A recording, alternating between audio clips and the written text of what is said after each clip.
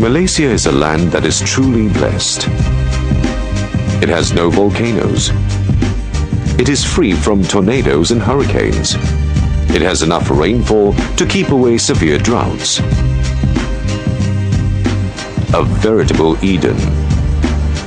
Like others before it, the Malaysian Eden is not spared the adverse side effects of progress.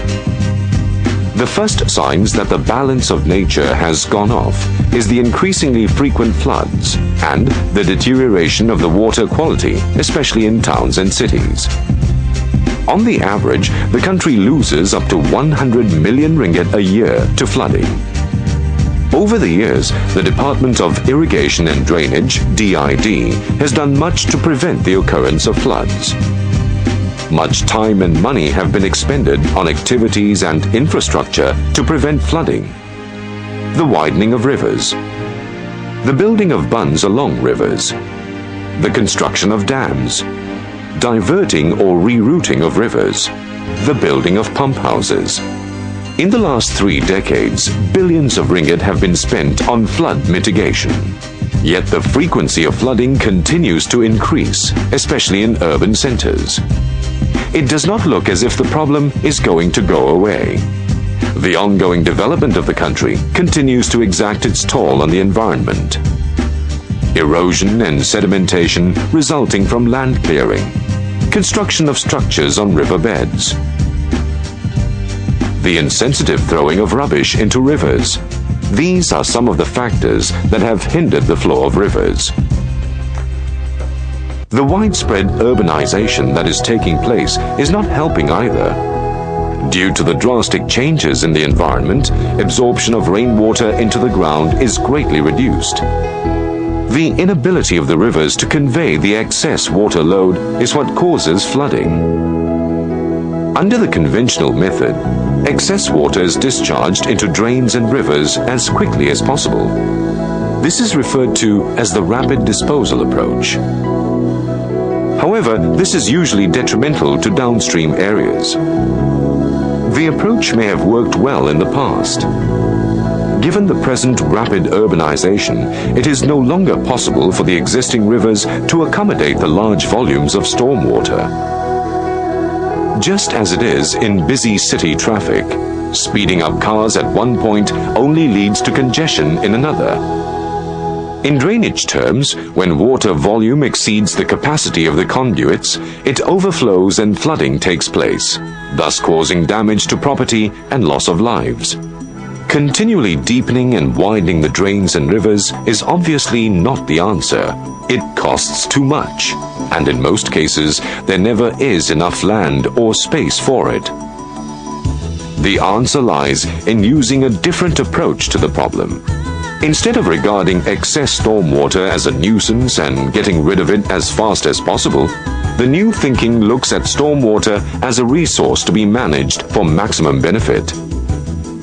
Instead of rapidly discharging the stormwater, the new approach emphasizes its retention and detention, in short, its storage. Central to this storage-oriented approach are some basic key elements. The first is infiltration. This is the process in which water passes into the ground as opposed to running off into some conveying medium. Naturally, the higher the rate of infiltration, the lower is the volume of surface runoff. Infiltration of stormwater can be improved through the use of stormwater retention facilities, such as porous pavements, dispersion trenches, gravel drains, swales, infiltration basins, recharge wells. The next key element in the new urban stormwater management approach is the retention and detention of the stormwater. Retention refers to the holding of stormwater and preventing water runoff. Detention refers to the temporary storage of stormwater runoff. Some of the facilities include detention pits, dry detention basins, wet ponds, wetlands, reservoirs, and lakes. In the new approach, excess water is still released into the drains and rivers. The difference is that it is regulated or slowed down. The attenuation of the water flow not only reduces the incidence of flooding, it minimizes or prevents flooding in the downstream areas. It does not damage the existing conveyancing infrastructure. The quantity of pollutant discharge into receiving waters is greatly reduced. The storage-oriented approach is already in practice in the country with encouraging results. Storage of water can take place at 3 levels. At the individual level, property owners can have storage facilities incorporated into their residential or commercial property. For example, small tanks, above-ground or underground storage areas. At the community level, larger facilities can be constructed in public open spaces or in conjunction with public recreation and sporting facilities. For example, dry detention basins, ponds, and flood reservoirs. At the regional level, large-scale facilities can be constructed at the lower end of the catchment prior to its discharge to receiving waters. For example, urban lakes and wetlands. In the conventional rapid disposal approach, drains are the major media for conveying water. They turn into swirling rapids in a heavy storm and can be dangerous to unwitting passers-by, especially children. The new system utilizes retention and detention facilities which are covered, safe, and environment-friendly.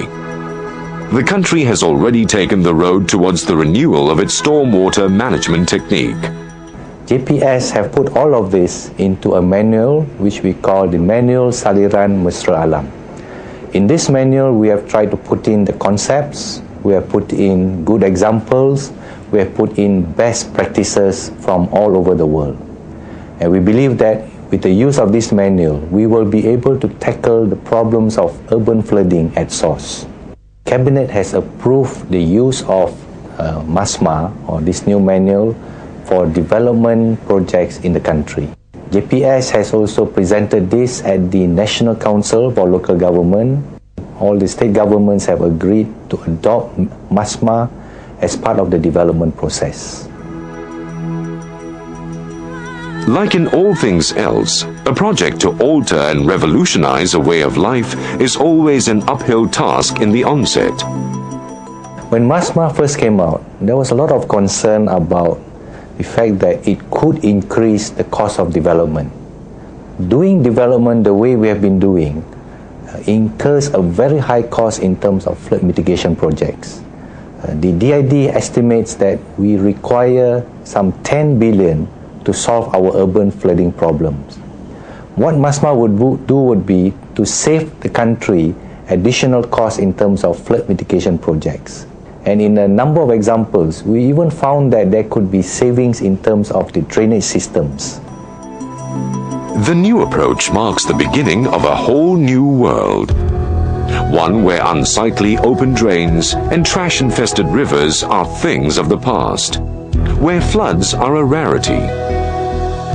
And where rivers are what they are intended to be, veins through which flows the lifeblood of the land. Man will live in harmony with his surroundings. No matter how urban the setting, no matter how frenzied the lifestyle, there will be little gardens and parks to provide a welcome distraction from the encroaching concrete jungle. It will be an Eden, where the amenities of modern living are within reach, where the vagaries of the weather can be contained, and the quality of the lifeblood of the land ensured.